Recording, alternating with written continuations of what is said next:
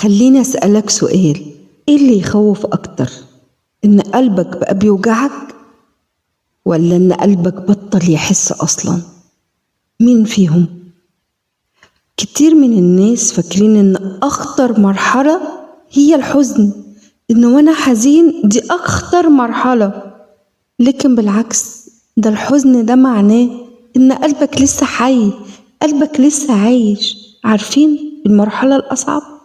إن الحزن يختفى، إن أنت عادي والفرحة تختفى، وإن أنا يبقى حد وحشني ونفسي أشوفه، الشوق الاشتياق بيختفي، والحماس بيختفي. خلاص ما بقاش عندي حتى استعداد أعمل أي حاجة، وتلاقي نفسك عمال بتقول لنفسك أنا مش حاسس بحاجة. دي أول نقطة لازم نفهمها. التبلد العاطفي مش معناه إنك إنسان بارد، أو مش معناه إنك شخص عديم المشاعر، يعني ما عندكش مشاعر، مش بتحس وكده، فأنا يبقى أنا أحكم على نفسي أنا عندي تبلد عاطفي، ولا إن قلبي ميت. في أوقات كتير عن إن قلبك تعبان. عارف يعني إيه قلبك تعبان؟ يعني إن هو وصل لدرجة بيحاول يحمي نفسه ومش عارف. خليني أشرحه لك كده بمثال. تخيل مثلا إن أنت شايل شنطة وزنها 5 كيلو، هتشيلها بسهولة. 5 كيلو ماشي هقدر. طب لو الشنطة دي بقت 20 كيلو، هتتعب لو فضلت شايلها أيام وشهور من غير ما ترتاح. في الأول ممكن ما تحسش، بس بقى تخيل بعد شوية. ده اللي بيحصل لجسمك. جسمك بيجي عليه وقت ويقولك كفاية بقى، أنا مش قادر.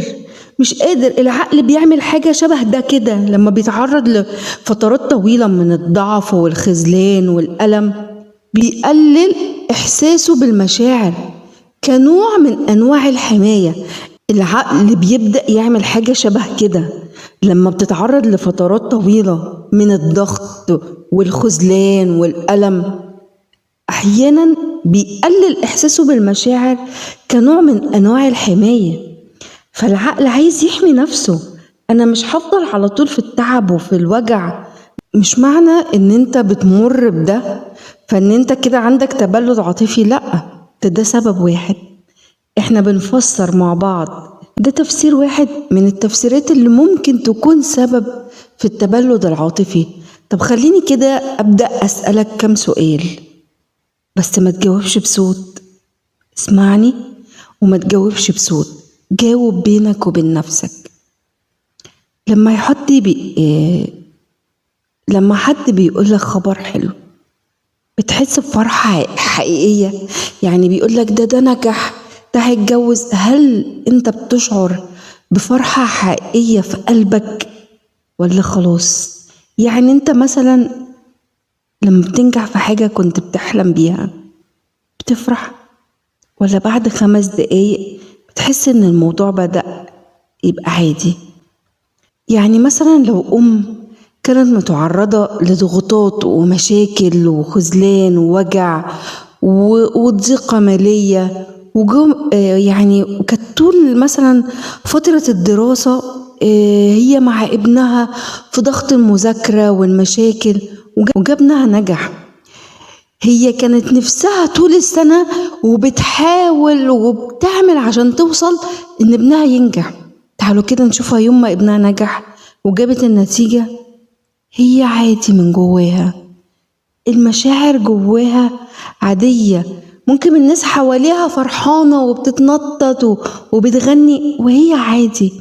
هي فرحانة، بس مش الفرحة اللي قدامها كانوا مستنيين يشوفوها هي فرحانة. والناس بتحكم عليها، يقولوا لها انت مش كنتي فرحانة؟ انت مش كنتي مجهزة عقاب ليه عشان لو هو ما نجحش هتعاقبيه؟ طب هو نجح. هي من جواها في حاجة موجوعة، في حاجة مطفية، حسوا بيها. هي غصبا عنها والله، هي مش بتعمل ده بمزاجها، هي فعلا فرحانة، هي نفسها تفرح من قلبها بجد، بس هي مش عارفة هي ليه كده. طب لما حد انت بتحبه سافر ولا روح في أي مكان يشتغل بعيد عنك، أو سبتوا بعض بتشتاق له ولا بتقوله براحتك؟ ولما بتقعد مع صحابك كده وبتضحكوا وبتهزروا بتستمتع فعلا، ولا بتحس انك موجود بجسمك وعادي بقى هما بيضحكوا بيهزروا بس انت عقلك بقى في حتة تانية، ممكن ماسك تليفونك وسرحان فيه؟ يمكن وانت بتسمعني دلوقتي ابتديت تقولي انا فعلا بقيت كده، انا فعلا بقيت بتعرض للحاجات دي وبقول لنفسي كده. استنى بس عليا شوية، ده لسه في علامات أخطر، ما تستعجلش. قلتلك في الأول ما تستعجلش. في ناس بيوصل بيها التبلد العاطفي إن هي بتبص في المراية وهي بتقول أنا عارف، يعني أنا عارفة إن دي صورتي، بس أنا حاسة إن أنا غريب عنها. ده في ناس كمان بتحس أنا بتفرج على حياتي، عارفين هي شايفة حياتها كده قدامها وهي بتتفرج عليها بس هي مش عايشاها.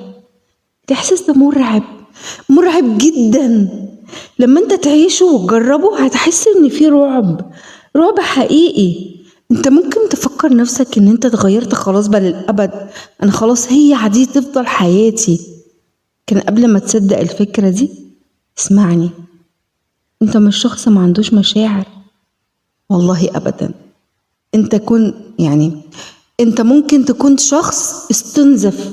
عارف يعني ايه استنزف مشاعره؟ يعني مشاعره كلها كأنها متقطعة. وفي فرق كبير بين الاتنين، بين اللي ما عندوش قلب اصلا، بالانسان اصلا مشاعره مستنزفة. عارف اكتر حاجة بتوجع؟ ان ناس كتير بتقعد بتجلد في نفسها وتقول انا بقيت قاسية، انا بقى قلبي قاسي، انا بقيت مش بحس. هو انا بقيت فعلا اناني كده؟ انا ما بقيتش بعرف بحب، لما بتعامل مع الناس انا مش بحبهم بقلبي. بس الحقيقة مختلفة خالص. الحقيقة ان الانسان ده فضل يدي ويدي ويستحمل. مش ده اللي بيحصل؟ ده انت كنت كمان بتكتم جواك وجع وبتكتم جواك حاجات وبتعدي لغاية لما الجهاز بقى النفسي وجهازنا العصبي قالك أنا محتاجة أقفل شوية، أنا خلاص تعبت من اللي أنت عايشه ومن الحياة اللي أنت عايشها. ده اللي احنا هنفهمه مع بعض بعد شوية. بس قبل ما نوصل للأسباب خليني أقولك على حاجة يمكن تكون أغرب حاجة هتسمعها النهاردة. التبلد العاطفي مش بيسرق منك الحزن بس، ده بيسرق منك الفرحة كمان، بيسرق منك الدهشة، بيسرق الحماس، بيسرق إحساسك بالإنجاز. يعني عارف لما أنت تكون مثلا بتعمل حاجات غيرك ما عملهاش، تكوني أنت بتخلصي بيتك وحياتك ودنيتك وفي ناس لسه نايمة وأنت بتقولي أنا ما عملتش حاجة.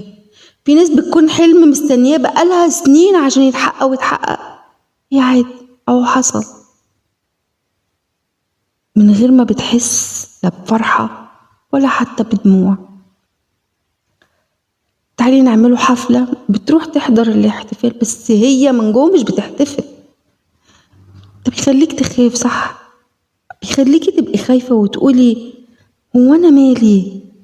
هو أنا ما بقتش بفرح ولا بحس ليه زي الأول؟ هو إيه اللي حصل؟